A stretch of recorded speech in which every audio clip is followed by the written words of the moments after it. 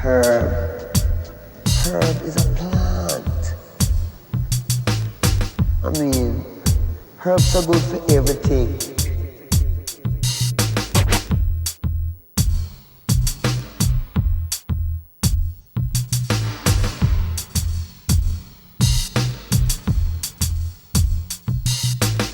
Herb.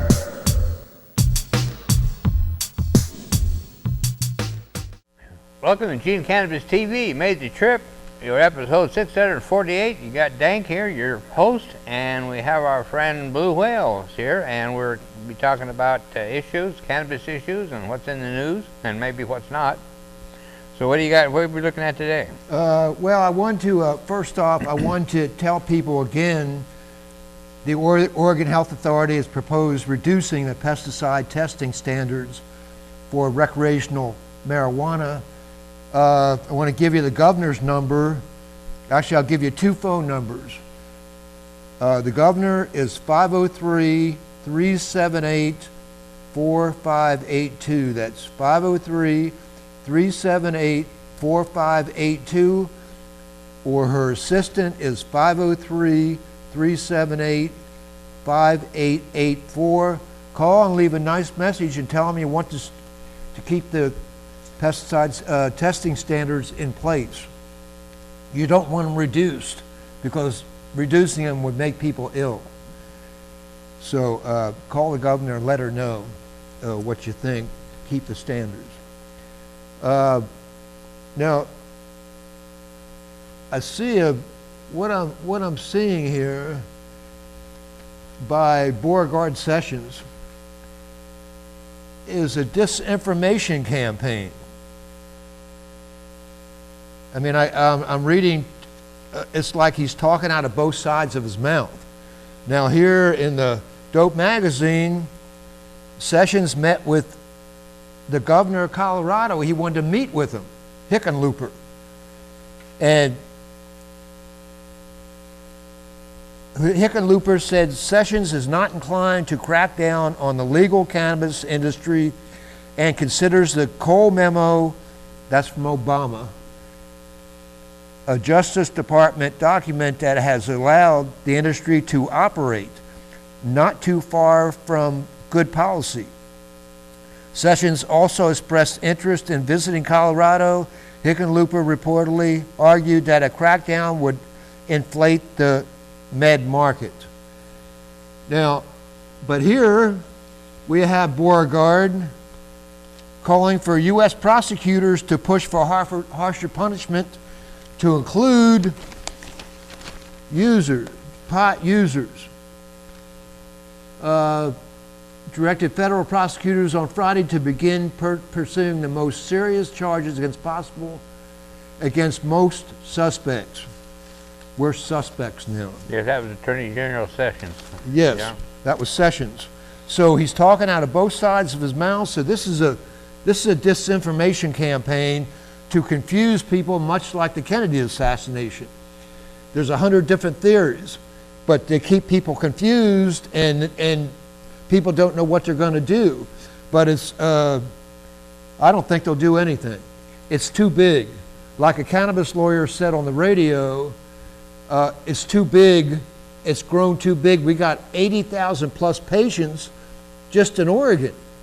So plus the businesses, the trade groups, the dispensaries, the cannabis group, other cannabis groups, it's too big. It's too big for them to come down on, because there might incite the big R word. So I don't believe they're going to do anything. And besides the fact that Sessions and Trump are fighting right now.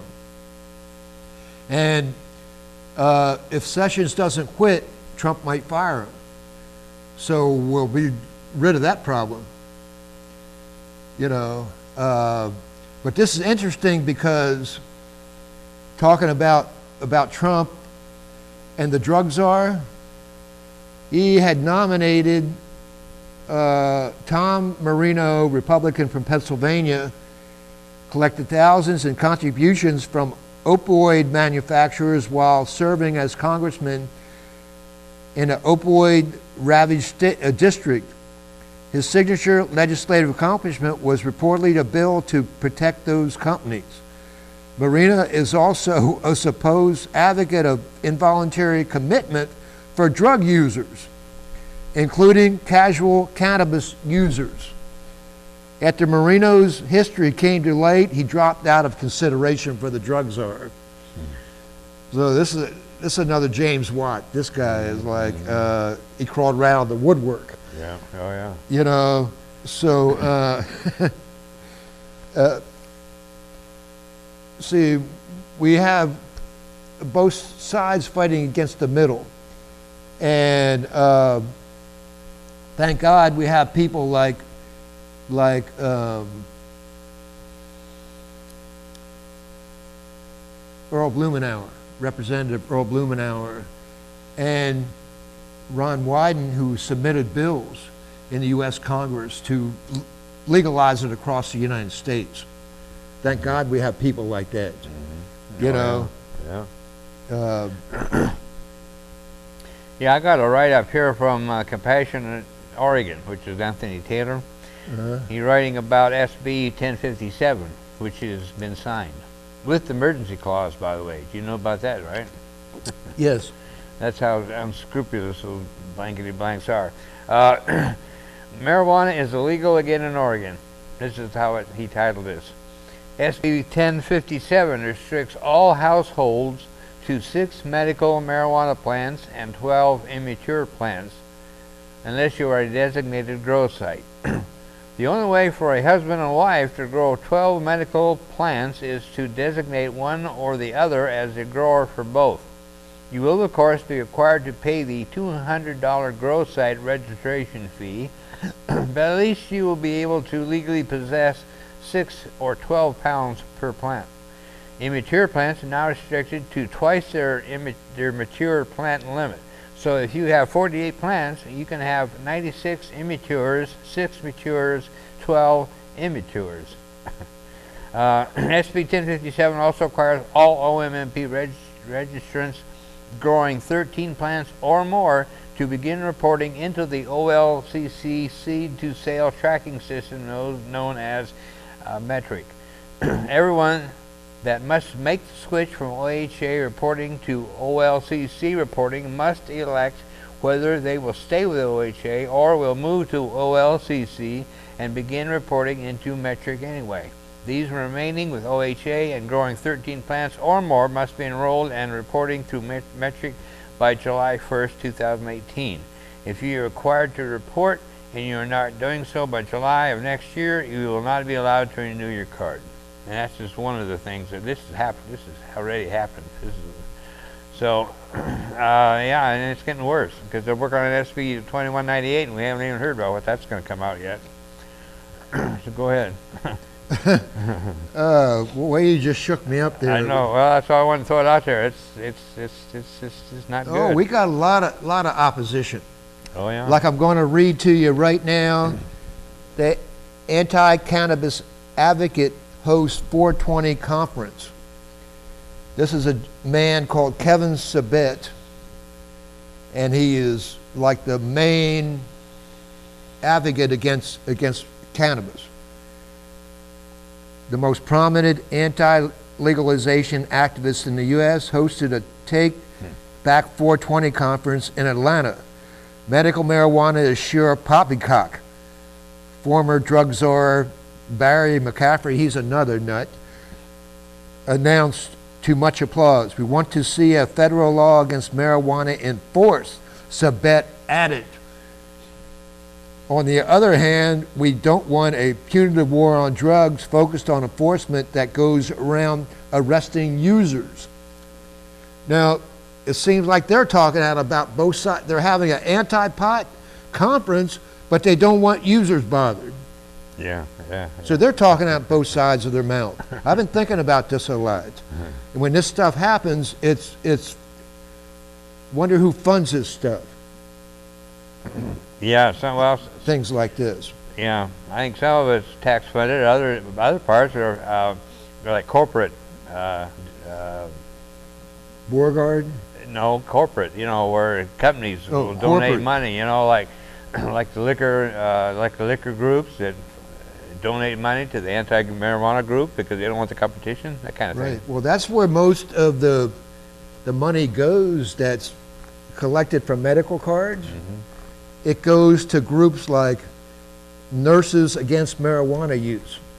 It goes to groups, all groups like that. You know, as well as, I'm sure there's some goes for drug treatment. But nothing on our side at all.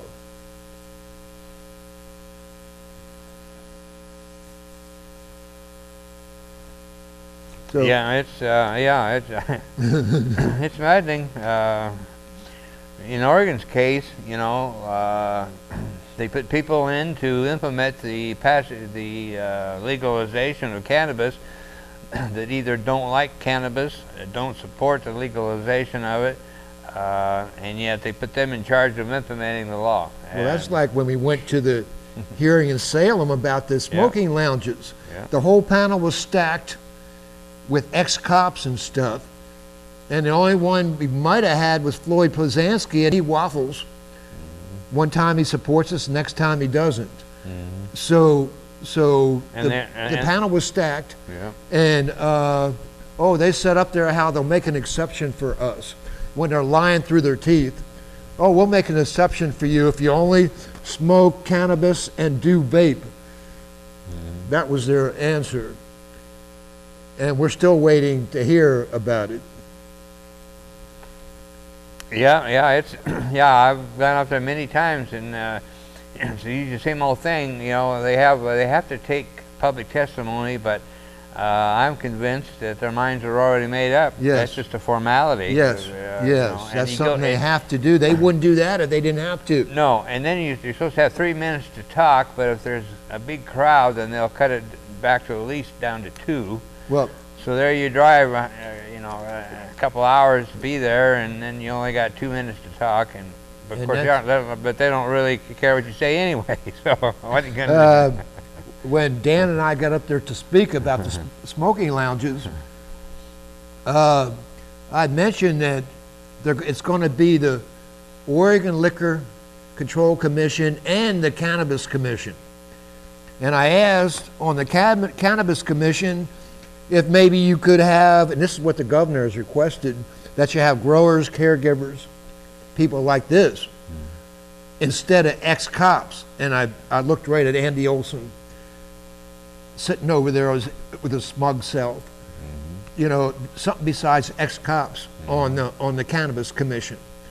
Have growers, you know, have caregivers. Yeah. And so we'll see what happens. Yeah. Because the governor has requested that there be people on that involved with cannabis. Yeah. You know, so.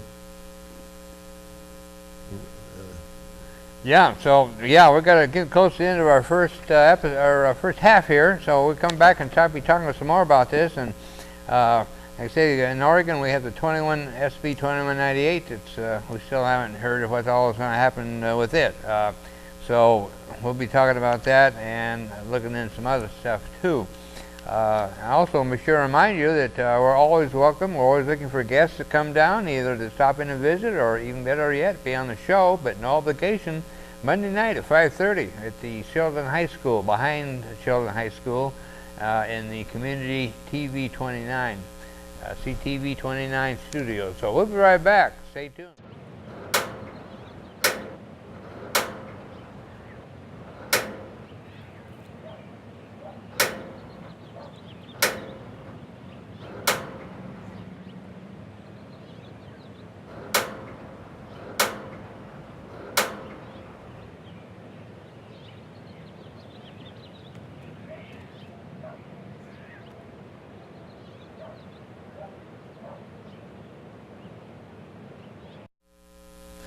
Welcome to the second half, episode 648. You got your host DanK here and our friend Blue Whale, and we're talking about cannabis policy, not only in the state of Oregon, but nationwide.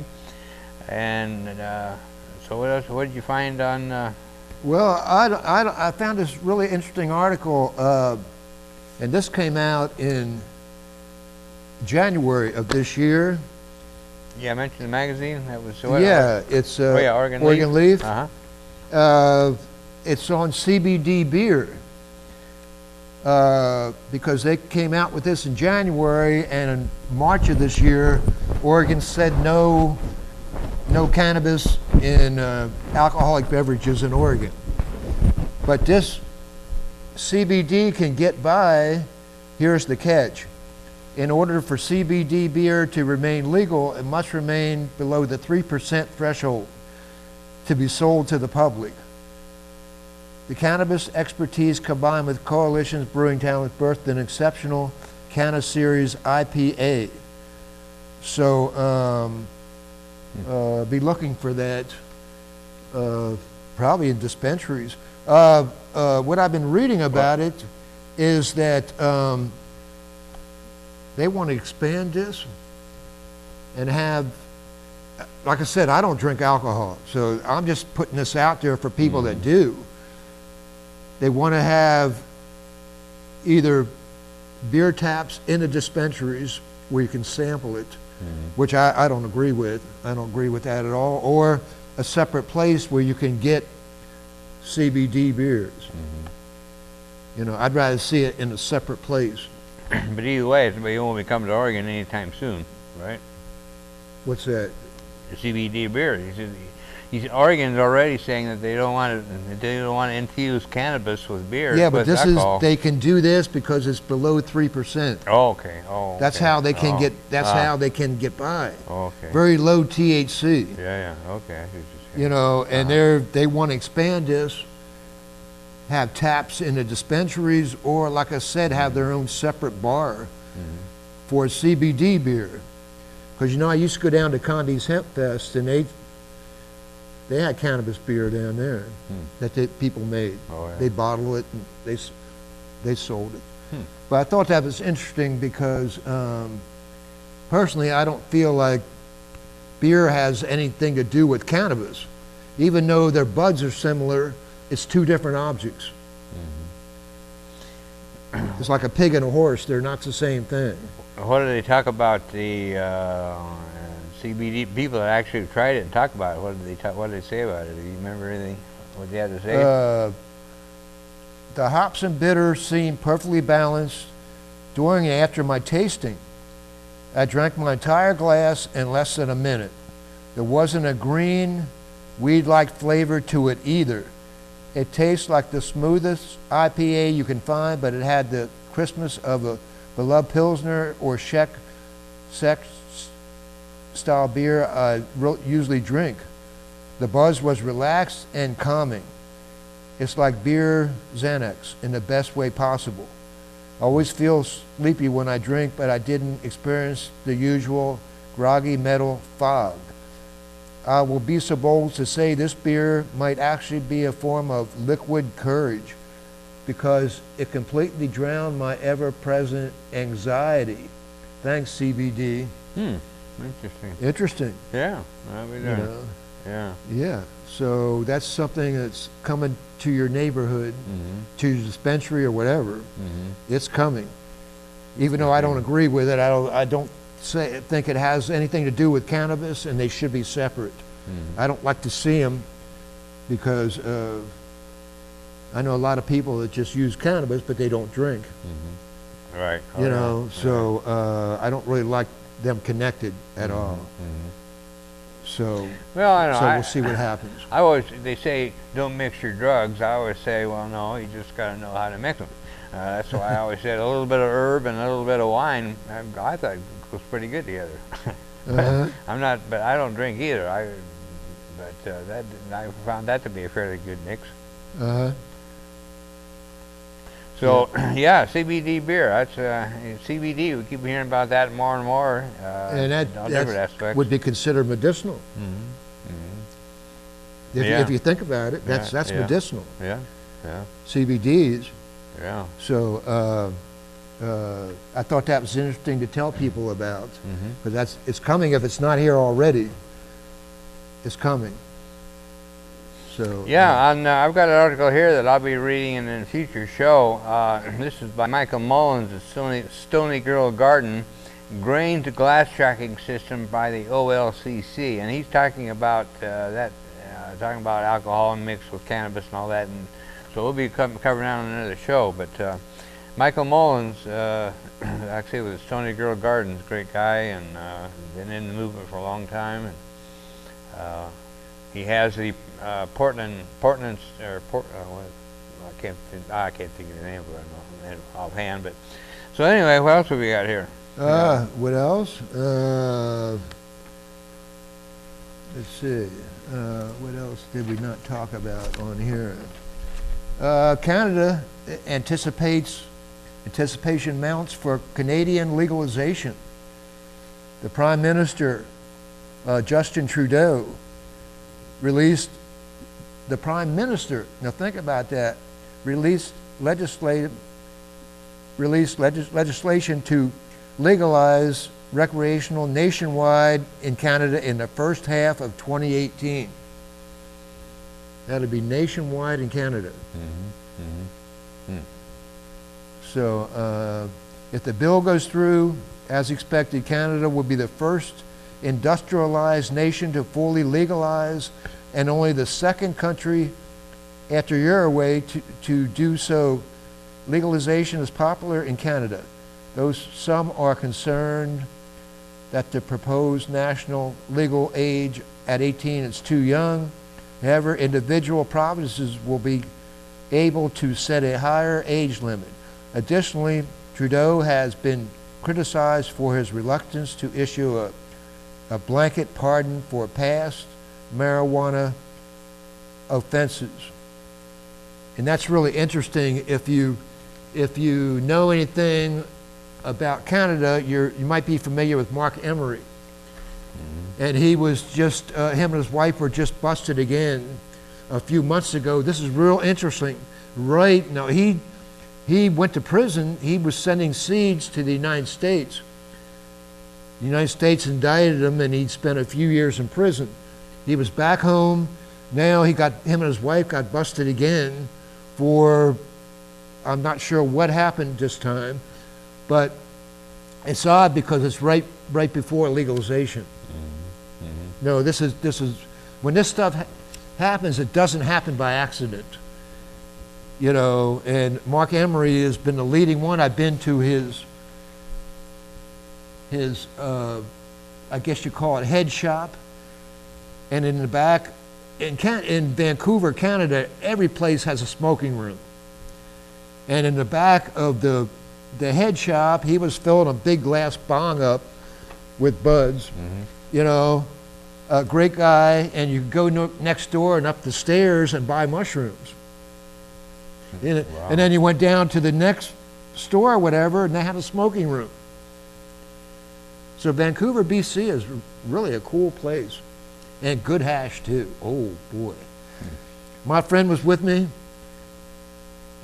He couldn't even, he was so loaded on this black African hash. Oh yeah. He couldn't bend down and tie his shoes. We were going to go to dinner. He said, I can't even tie my shoes right now on this black hash. Oh, that's one of the best I've ever had was black. I remember that. Yeah. Oh boy, that stuff was delicious. Yeah. But somebody just walked up and sold us some, but it's right, we were there at the time. There was a club right next to Mark Emery's. There was a big smoking club. And some people think that the CIA was responsible for burning that down because it burnt down right before we went to Vancouver. Now it's built back up. Now it's built again. Big giant smoking club. Yeah, right. But yeah, there was politics behind that place burning down. You better believe it. But so Canada is doing it. So give them courage, man, because they're trudging forward. Yeah. You know.